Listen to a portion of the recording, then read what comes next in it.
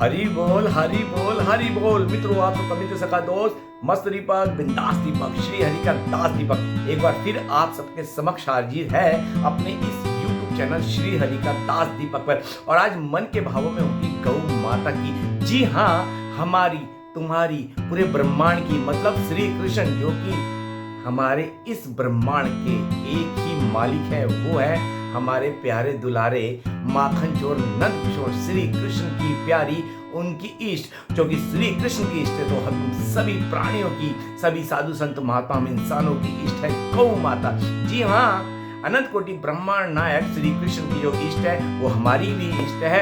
आज बात करेंगे मन में प्रभु ने भाव दिए गौ माता के ऊपर। मैं वीडियो बनाऊं तो ये वीडियो बहुत अच्छा होने वाला है। आज मैं आपको एक नहीं दो नहीं कम से कम 20 से ऊपर गौ माता के गुण बताने वाला हूं और ये वीडियो बहुत इंटरेस्टिंग होने वाला है। और जो भी अपने सनातन धर्म से प्रेम करता है, गौ माता से प्यार करता है, तो मेरे द्वारा जो भी आज गौ माता की महिमा बताई जा रही है, कृपया ये वीडियो ज्यादा से ज्यादा शेयर करना और अंत तक जुड़े रहना। तो चलिए वीडियो स्टार्ट करते हैं। सबसे पहले जैसा कि मैं एक भाव सुनाता हूं, एक भाव आज ही ठाकुर जी ने मेरे मन में दिया। पहले मैं आपको भाव सुनाता हूं, उसके बाद फिर मैं गौ माता के जो भी गुण है आप सबके समक्ष रखता हूं। ध्यान पूर्वक बुद्धि विवेक के साथ दास की बात सुनेगा, जैसे कि आप आज तक सुनते आए। तो लीजिए, प्रस्तुत है आप सबके सामने मन के भावों में आज का जो मन में प्रभु ने भाव उतारा है वो भाव।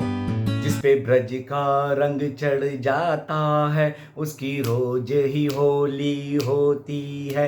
जिसपे ब्रज का रंग चढ़ जाता है उसकी रोज ही होली होती है। उस पर गोविंद के प्रेम की वर्षा हर पल होती रहती है। उस पर गोविंद के प्रेम की वर्षा हर पल होती रहती है। जिसपे ब्रज का रंग चढ़ जाता है उसकी रोज ही होली होती है। जिसपे ब्रज का रंग चढ़ जाता है उसकी रोज ही होली होती है। जय हो ब्रज धाम की, मेरे श्यामा श्याम की। राधे श्याम। मित्रों, दास के इस मन के भाव में आप सभी का तहे दिल से स्वागत है। और आज मन के भाव में मेरे ठाकुर गोविंद गिरधारी मेरे श्री हरि ने मन में भाव उतारे सुबह प्रातः काली कि आज गौ माता की खूबियां जन जन तक पहुंचाओ। आपकी हमारी श्री हरि की इष्ट गौ माता की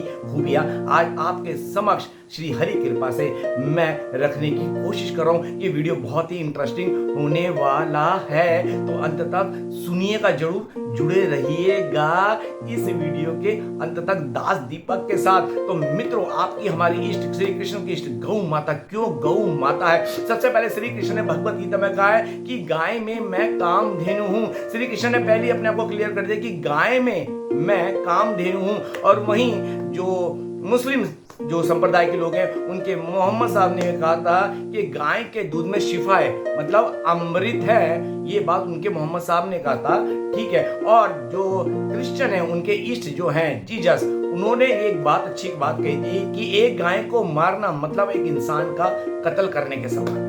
ये बहुत बड़ी खूबियां हैं, क्योंकि गौ माता को सभी अपनी मां मानते हैं। वो बात अलग है कि आज की तारीख में ये विवाद खामा खाकर लोग बना देते हैं, जानबूझकर हमारी आस्थाओं को केंद्र में रखकर गौ माता का कत्ल करते हैं। मैं एक बात क्लियर कर दूं, गौ माता को चुराकर और कत्ल खाने तक पहुंचाने तक जो लोग होते हैं, चाहे वो ट्रक ड्राइवर हो, चाहे वो रास्ते में भ्रष्ट लोग हो जिनको रिश्वत दे के वो वहां से ट्रक निकाल दिया जाता है, वो सब गौ माता के कत्ल में बराबर के शामिल हैं, कत्ल खाने तक पहुंचाने में। ये बात बता रहा हूं, बहुत तगड़ा गौ हत्या अपराध लगता है, ये रखना बच नहीं पाओगे। खैर, हम बात आगे बढ़ाते, ये बात मैंने क्लियर कर दी। तो श्री कृष्ण ने कहा है भगवत गीता में कि गाय में मैं कामधेनु हूं, और कम से कम 20 से ज्यादा खूबियां मैं आपको बताने वाला हूं। तो ध्यान से सुनिएगा कि गाय में मैं कामधेनु हूं, ये बात आप समझ लीजिए। और गौ माता के एक तोला मतलब 10 ग्राम अगर हम जो गाय का घी होता है उससे अगर हवन क्रिया यज्ञ करते हैं तो उससे 1 टन ऑक्सीजन बनती है। सोचो, 10 ग्राम मतलब 1 तोला अगर हम यज्ञ में डाल देते हैं तो उसमें 1 टन ऑक्सीजन बन जाती है। क्या खूबी हमारी इस गौ माता में। और रस खान, जैसा कि रस खान आपको पता है, रसिक संत जो कि ब्रज के रस खान हुए हैं, उन्होंने एक ही बात कही थी कि अगला जन्म जब भी मेरा अगर पशुओं में हो, देखो उन्होंने कहा था तो नंद बाबा की गाय के बीच में हो। ये रस खान जी की अंतिम इच्छा थी कि अगला जन्म हमारा जब भी पशुओं में हो। उन्होंने एक बात रखी हमारे लिए गाय है, लेकिन वो एक बात बोली गई है कि हमारा हो तो नंद बाबा की गाय के बीच में हो। और आपको एक बात बता दूं, जो कि पशु योनि में हमारी बोला जाता है, हमारी तो माँ है, लेकिन अंतिम जन्म पशु योनि में जो होता है गौ माता के रूप में होता है, उसके बाद हम मानव योनि में आते हैं। ये बात आप समझ लीजिए। तो जुड़े रहिएगा, बहुत अच्छी अच्छी बात मैं आपको बताने वाला हूं। और एक बात और समझ लो, जो भगवान शिव का जो आप बेलपत्र चढ़ाते हैं ना, भगवान शिव को बेलपत्र चढ़ाते हैं, वो भी गाय के गोबर से ही प्रकट हुआ था। इसलिए एक बात समझ लो, गौ माता को जब भी महादेव को जब भी आप दूध अर्पण करते हो तो गौ माता का किया करो, भैंस का नहीं, उसमें चर्बी होती है। आप मैं एक बार बता दूं, जो 4 हमारे आते हैं, सावन भादो अश्विन, ये जो आते हैं ना सावन भादो जो आते हैं, इसमें आप जो जब से ज्यादा दूध चढ़ाते हो, वो इसलिए चढ़ाया जाता है गौ माता का दूध, इसलिए मना करता है हमें दूध नहीं पीने चाहिए। उस समय बारिश होती है और बारिश में जो कीट पतंगे घास होती है चारे में मिल जाते हैं, उनके पेट में चली जाती है, वो दूध अशुद्ध हो जाता है और वो जहर बन जाता है। तो वो दूध हमें नहीं पीना चाहिए, बल्कि वो दूध महादेव कहते हैं मुझे अर्पण कर दो, क्योंकि वो विषैला हो जाता है। ठीक है, ये महादेव की महिमा। आप में से कई लोग महादेव को दूध चढ़ाते हो, थैली रख के आए, तो अरे भैया नादान मत बनो, आज दास दीपक आपको जगा रहा, समझ लो। पहली बात तो थैली रख के नहीं आनी, दूध चढ़ाना तो गौ माता का चढ़ाना है, भैंस का नहीं चढ़ाना, साफ समझ लो। दूसरा, कोई जल कुछ ना मिले तो जल चढ़ा दो, बस। हर हर महादेव या ओम नमः शिवाय करके जो आपने चढ़ाना, प्रभु को जल चढ़ा दो। भोले बाबा तो भोले हैं, वो तो भाव के भूखे बड़ी जल्दी प्रसन्न हो जाते हैं, और जो भोले बाबा को प्रसन्न कर लेता है वो ही हरि की भक्ति में पहुंच पाता है, क्योंकि भक्त द्वारा ही भगवान मिलते हैं। और भोले बाबा सबसे बड़े वैष्णव मतलब भक्त है, इसलिए जो भोले बाबा को प्रसन्न कर लेता है उस पे महादेव की इस पे कृपा हो जाती है, वो कृष्ण भक्ति, उसे राम भक्ति कृष्ण भक्ति मिल जाती है। तो चलिए आगे बढ़ते हैं। ये बात आप समझ लीजिए कि बेलपत्र कहां से बने, गौ माता के गोबर से। ये बात बहुत समझने वाली है। तो बात आज इसके खनिज तत्व की बात करते हैं। ध्यान दीजिएगा, गौ माता में खनिज तत्व क्या है वो भी सुन लीजिए, और विटामिन क्या है वो भी सुन लीजिए। बहुत समझने वाली बात है। इसके बाद ये बात आगे बढ़ती जा रही है, तो ध्यान से सुनिए। गौ माता में कैल्शियम 200%, फास्फोरस 150%, गंधक 50%, लोहा 20%, सोडियम 10%, पोटाशियम 50%, ये 6 प्रकार के खनिज पाए जाते हैं। और इनमें जो विटामिन होते हैं, vitamin C 2%, vitamin A IQ level 174% और विटामिन डी 5% होता है। तो इस कारण से ये अपने आप में अमृत, गौ माता का दूध अमृत तुल्य हो जाता है। तो चलिए बात आगे बढ़ाते हैं कि गौ माता को पहली बार श्री कृष्ण ने गोपा अष्टमी पर ही चराने गए थे जंगल। जी हाँ, आपने सुना है, श्री कृष्ण ने पहली बार, जो आप गोपा अष्टमी मनाते हैं, पहली बार गोपा अष्टमी पे ही श्री कृष्ण बाल अवस्था में जब गए थे, गोपा अष्टमी पे ही गए थे। और जो गौ माता के पीछे कूप होती है, उसमें सूर्य केतु नाड़ी होती है, जो सर्व रोग नाशक, सर्व विष नाशक होती है। जी हाँ, प्रातः काल उठ के जो भी इंसान गौ माता की कूप पर हाथ फेरता है, सहलाता है कम से कम 20 मिनट तक, तो उसके अंदर से सारे जो अनबैलेंस होते हैं, जितनी भी नेगेटिव एनर्जी है वो निकल जाती है, बीपी शुगर लेवल आ जाता है, और जैसा कि मैंने बताया सर्व रोग नाशक, उन रोगों का नाश हो जाता है। और अब बात आगे बढ़ती है कि गौ माता में किसका वास होता है। गौ माता में 33 कोटि देवता का वास होता है। आप ध्यान से समझ लीजिए, मैंने 33 कोटि बोला, कोटि मतलब प्रकार होता है। लोग 33 करोड़ कहते हैं, क्योंकि आज की बात हिंदू को भटका रखा है, और कुछ लोगों ने भटका रखा ताकि लोग हिंदू भटकते रहें, और हम हिंदू है कि हम जागने को भी राजी नहीं। खैर, मैं तो जाग गया, मेरे को हरि ने जगा दिया, आप भी जागो मेरी वाणी से। तो समझो, कोटि मतलब प्रकार। इसको इस तरह समझिए, इसके 2 मतलब होते हैं। एक कोटि जो संस्कृत का शब्द है, इसके 2 मतलब होते हैं, एक होता है करोड़, एक होता प्रकार। तो 33 कोटि मतलब 33 प्रकार के देवी देवताओं का वास है, जिसमें से 12 आदित्य, 11 रुद्र, 8 वसु और 2 अश्विन कुमार है। इस प्रकार से 33 कोटि देवी देवताओं का वास है। जैसे कनक शब्द है, कनक शब्द को गेहूं का दाना भी बोलते हैं, कनक शब्द को स्वर्ण भी बोलते हैं, ठीक है ना। तो आप इस बात को समझ लीजिए कि गौ माता में कोटि मतलब प्रकार, 33 प्रकार के देवी देवताओं का वास होता है। गौ माता के गोबर में मां लक्ष्मी का वास है, और पूंछ में हनुमान जी का वास है। गौ माता के खुर में, जो खुर होता है, उसमें नाग देवता का वास है। ये बात आप समझ लीजिए। इसलिए जहाँ गौ माता चरती है, टहलती है, विचरती है, वहाँ पे कोई भी, क्योंकि उनके खुर में नाग देवता का वास है, इसलिए वहां पे कोई भी विषैला नाग बिच्छू नहीं होते हैं। और जहां गौ माता चैन की सांस लेती है, जहां खड़ी होकर चैन की सांस लेती है, वहां से सारे वास्तु दोष खत्म हो जाते हैं। और आप जो कि खुद सोच रहे होंगे क्या होता है, जो गौ माता का पिछ पैर होता है, निचला हिस्सा जहाँ पे नाल लगती है, उसे खुर कहते हैं। जी हाँ, आप अक्सर क्या होता है, वृंदावन जाते हैं, कहीं भी जाते हैं, गौ माता को प्रणाम करते हैं, वो भी प्रणाम है, लेकिन आप पैर छूते हैं, उनके घुटने तक हाथ लगाते हैं नहीं,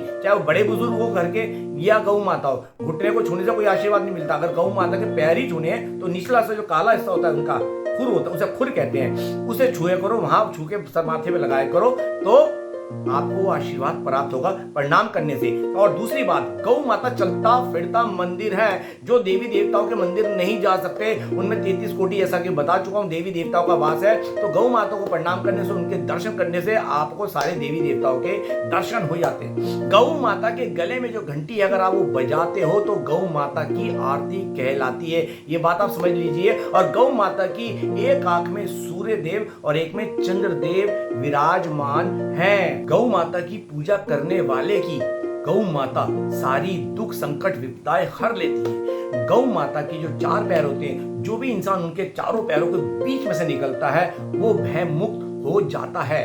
जिस इंसान का कोई काम ना बन रहा हो, बार बार प्रयत्न कर रहा है, उसका काम नहीं बन रहा, वो जाके चुपचाप गौ माता के कान में बोल दे, यकीन करना उसका काम अपने आप बनता चला जाएगा। गौ माता के दूध में स्वर्ण तत्व पाया जाता है, जो कि रोगों की क्षमता को, हमारे भीतर जो रोग है उसकी क्षमता को कम करता है, या ये कहो हमारे अंदर वो रोग प्रतिरोध शक्ति को, मतलब हमारी इम्यूनिटी को बढ़ाता, ताकि हम जो हमारे अंदर रोग है उससे लड़ सके। रोगों की इससे क्षमता कम हो जाती है और हमारे अंदर इम्यूनिटी पावर बढ़ जाती है। गौ माता का जो पंचगव्य गोमूत्र पीता है, गौ माता का जो पंचगव्य गोमूत्र जो कि बनता है गाय, गौ माता के दूध से, घी से, मक्खन से, दही से, और गोमूत्र गोबर से जो पंचगव्य बनता है, जो उसका नित्य सेवन करता है, उसके भीतर जो हजारों बीमारी होती है, हजारों प्रकार की बीमारी है, उसका नाश हो जाता है। इतना पावरफुल होता है गौ माता का पंचगव्य। जो इंसान अपनी हथेली पर गुड़ रखकर गौ माता को अर्पण करता है, और जब वो गौ माता उसकी हथेली से गुड़ खाती है, उसकी हथेली को चाटती है, तो उसके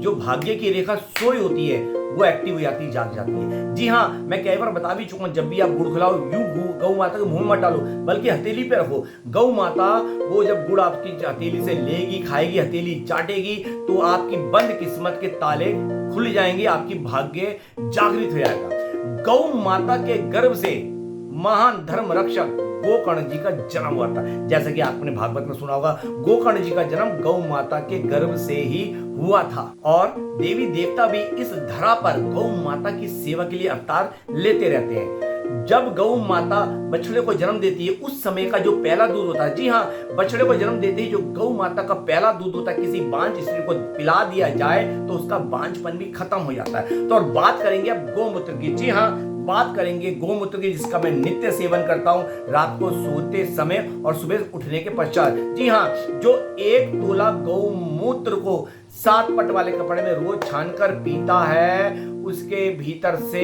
सारी नेगेटिव एनर्जी निकल जाती है, बीमारियों का नाश हो जाता है। जी हाँ, अभी तक तो मैंने आपको सारी महिमा गौ माता के दूध की बताई है, उनके विटामिन, उनके अंदर विटामिन बताए हैं, 6 प्रकार के खनिज बताए हैं, विटामिन बताए हैं, ए बताया, डी बताया, सी बताया। और क्योंकि गौ माता तो गुणों की खान है, रस की खान है, प्रेम की खान है, तो जिसके दूध में अमृत है और गोमूत्र में भी दवाई है, तो क्यों ना हमारी गौ माता होगी। जगत के कल्याण का जो कल्याण करे वो हमारी, तभी तो हमारी प्रिय, हमारे गोविंद की, हमारी इष्ट साधु संत की प्रिय गौ माता है। जी हाँ, इनका गोमूत्र नित्य सेवन करने से रात को आप सोते समय, जैसे कि मैं ये पथमेड़ा का है, पथमेड़ा गौशाला बहुत बड़ी गौशाला है, विश्व की सबसे बड़ी गौशाला है पथमेड़ा गौशाला, और जिसके संचालक है ब्रज के ईस्ट रामानंदी संप्रदाय के श्री राजेंद्र दास जी के चरणों में दास दीपक का कोटि कोटि नमन। जी हाँ, उनके देख रेख में वो गौशाला चलती है। तो पिछली बार तो मैंने गीता गोरखपुर प्रेस वालों का मैंने गोमूत्र पिया था, बिल्कुल वो खत्म हो गया, वो मेरे को यहाँ नहीं मिला, तो मैं फिर ये पथमेड़ा का लाया। ये अभिमंत्रित है, देखिए ये वेद लक्षणा जो है पंचगव्य वैसे लिखा हुआ है इस पे। ये वैदिक तीर्थार्थ मतलब ये गौमूत्र है इनका, ये अभिमंत्रित मंत्र द्वारा बनता है। तो ये बहुत हमारे लिए कारगर है, हमारे जीवन को उद्धार करने के लिए ये किसी वरदान से कम नहीं है। तो मैं रात को नित्य इसे गुनगुने पानी में आधा कप गुनगुना पानी करके 2 चम्मच डाल के सो जाता हूँ। बिल्कुल जब आप रात को सो रहे हो ये तब पीना चाहिए। और सुबह उठ के जैसे कि मैं उठता हूँ, मैं बासी मुंह ही गुनगुना पानी करके 2 गिलास पानी पीता हूँ। फिर उसके बाद फिर एक गुनगुना पानी, आधा कप गुनगुने पानी में 2 चम्मच डाल के मैं पी जाता हूँ। उसके बाद 1 घंटे तक कुछ भी खाना पाना नहीं। तो गौ माता के मूत्र का सेवन रोज किया करो। और अंत में बात करते हैं कि गौ माता जब भी जिसको भी वात्सल्य रूप से देखती है उस पर गौ माता की कृपा हो जाती है, क्योंकि गौ माता सर्व सुख दातार है, मतलब सारे सुख की खान गौ माता है। तो मित्रों, जैसा कि मैंने आपको गौ माता की खूबी बताए तो आपको आज गर्व हो रहा होगा। गौ माता चलता फिरता मंदिर है, आनंद रस की खान है, जिसकी आंखों में एक में सूर्य एक में चंद्रमा विराजमान है, जिसकी कूप में सूर्य केतु नाड़ी है, जो सारे सर्व रोगों का नाश कर देती है, जिसकी पूंछ में हनुमान जी और गोबर में मां लक्ष्मी का वास है। आपने गांव में देखा ना, गोबर से लीपते हैं घर। और जहां गौ माता होती है, क्योंकि उसके खुर में नाग देवता है, जिसके खुर में नाग देवता है वहां पे कोई भी विषैला जीव जंतु बिच्छू सांप बिच्छू नहीं होते हैं। तो जय गौ माता की, जय गिरधर गोपाल की, जय गोविंद की। क्योंकि जो गौ माता का पालन पोषण पालते हैं, गौ माता को लेके जाते हैं, वही गोविंद कहलाते हैं। तो हमारे गिरधर गोपाल भाग्य बिहारी राधा रमन लाल मदन मोहन की जय। तो मित्रों, मैं आपको फिर बोलूंगा, गौ माता का ये गोमूत्र पिया करो, चाहे किसी का भी लो, चाहे वो रामदेव जी का लो, चाहे वो गीता गोरखपुर प्रेस का लो, चाहे वेद लक्षणा जो भी है, ये जो भी इनकी औषधालय है ये यहाँ का लियो। मतलब गौ मतलब अपने आप को गौ माता से जोड़ के रखो। और फिर बता रहा हूँ, महादेव पे अगर दूध चढ़ाना है तो गौ माता का चढ़ाया करो, कोई थैली रख के मत आया करो। ये कोई नहीं हो रहा, बल्कि वहां पे ये करके आप पाप ही कर रहे हो, दिखावा कर रहे हो।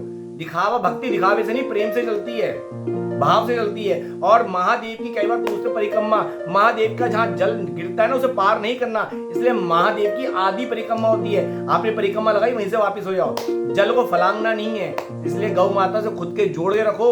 अब जैसे कि गर्मी आ रही है तो दूध पिया करो। देखिए, मैं किसी को पहले बोल दूं, कोल्ड ड्रिंक मत पिया करो, ये हमें नपुंसक तक बनाती है, हमारे हार्मोन्स खत्म कर देता कोल्ड ड्रिंक। रामदेव जी ने कितनी बड़ी बात बोली, ये तो टॉयलेट क्लीनर के समान बोला था। और वाकई वो हमारे अंदर के सारी इम्यूनिटी पावर को ये कोल्ड ड्रिंक खत्म कर देती है, शुगर बढ़ा देती है, और ना जाने कैसी कैसी भयंकर बीमारी जन्म होती है ये जंक फूड खा के और कोल्ड ड्रिंक पीकर। तो आप सबसे, आपके बच्चों के हित के लिए मैं आपसे प्रार्थना करूंगा, आप भी ये जंक फूड खाना छोड़ो, ये कोल्ड ड्रिंक दिखावटी पीना छोड़ो, एसिड है ये। अभी आपने देखा था ना, एक विश्व का बहुत बड़ा फुटबॉल प्लेयर जब वो प्रेस के आगे बैठा था तो एक बड़ी कंपनी जो कि सबसे बड़ी स्पॉन्सर थी उसकी कोल्ड ड्रिंक को उठा के साइड रख दिया था। क्यों? कहता जब जिस चीज का मैं सेवन नहीं करता उसका प्रचार क्यों करूं। उसने पानी को आगे रखा था, क्योंकि पानी सबसे बड़ा हमारे लिए ड्रिंक है। मैं खुद दिन में 5-6 लीटर पानी पीता हूँ, सर्दियों में भी कम से कम 4 लीटर पानी पीता हूँ, सुबह से शाम तक मैं पानी पीता हूँ। खाने के साथ मैं कभी पानी नहीं पीता। और उसने जैसे वो कोल्ड ड्रिंक साइड रखी, उस ब्रांडेड कंपनी के करोड़ों रुपए नीचे आ गए, मतलब लोगों को करोड़ों का घाटा हो गया, इतना डाउन हो गया था शेयर मार्केट। तो कोल्ड ड्रिंक में हमारा जीवन नहीं है, वो तो हमारा है, हमें बर्बाद कर रही है, हमारे आने वाली नस्ल को बर्बाद कर रही है। क्योंकि हम बीमारी ग्रस्त होंगे तो हमारे द्वारा संतान जो होगी वो भी बीमारी ग्रस्त होगी, और ये कलयुग का प्रभाव है। तो जगो जगाओ, सनातन धर्म को परम बनाओ। गर्मी आ गई, दूध पियो, छाछ पियो, लस्सी पियो, गाय की दूध की, ठीक है, जूस पियो, ताजा फलों का जूस पियो, पैकेट पैक नहीं। आपने कई बार देखा, कई बार वीडियो आते बड़े बड़े यूट्यूब पे फेसबुक पे, अंदर कीड़े वगैरह निकलते। मैं इन पैकेट पैक के लिए वो पक्ष में नहीं हूं। एक मैं जूस पीता हूं, जैसे कि मैं रखा हूं ये त्रिफला का जूस पियो। आप त्रिफला खा नहीं सकते, ये जूस है, मैं से पीता हूं, सेवन करता हूं त्रिफला का।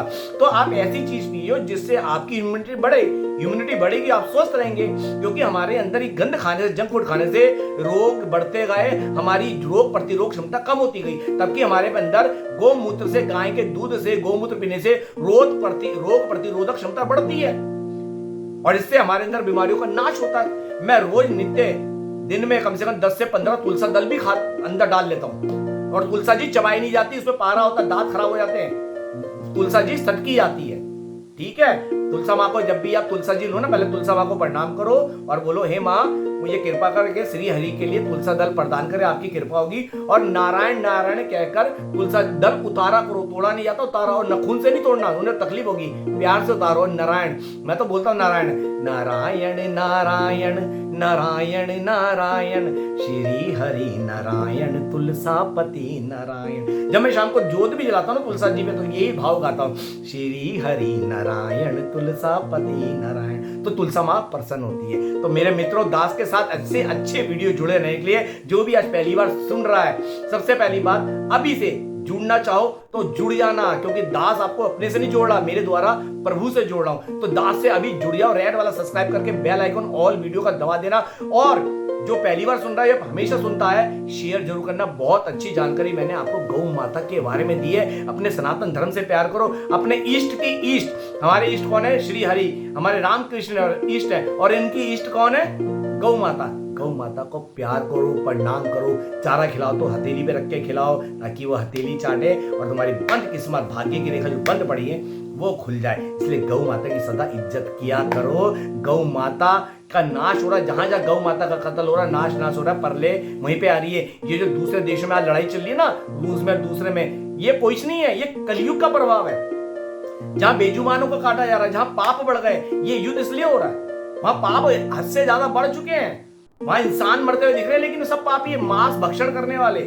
वहां पे कोई संस्कार नहीं है, समझे? बेजुबानों को खाना, मांस खाना, तो जहां बेजुबान खाओगे वहां तो पाप प्रकट होगा, पाप प्रकट होगा तो इसी तरह से तराई तराई आएगी। तो ये जो हो रहा है उनके पाप कर्मों का फल है। इस बात को मैं आध्यात्मिक तरीके से आपको समझा रहा हूं। तो इसलिए अपने धर्म से जुड़े रहो, धर्म से जुड़े रहोगे तो याद रखना, आप गौ माता की रक्षा करो, उसकी सेवा करो, गौ माता आपकी रक्षा करेगी। लिख के रख लो, आप गौ माता की रक्षा करो, उनकी सेवा करो, आरती पूजन करो, उनको प्रणाम करो। यकीन मानना मित्रों, गौ माता सदैव आपकी रक्षा करेगी। और जब वो आपको वात्सल्य भाव से देखती है तो समझ लो उनकी कृपा की बरसात हो रही है। गोविंद आपके कहीं पास दूर नहीं, आपके साथ उस समय मौजूद है, क्योंकि जिस पे गौ माता कृपा करते हैं, गोविंद उसके समक्ष खुद आ जाता है, भले अदृश्य रूप में हो, गोविंद वहां प्रकट रहता है।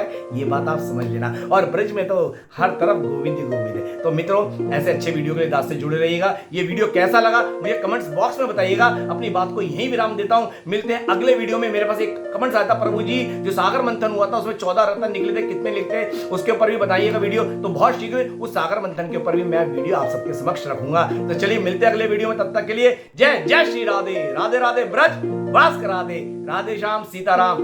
याद करके शेयर कर देना।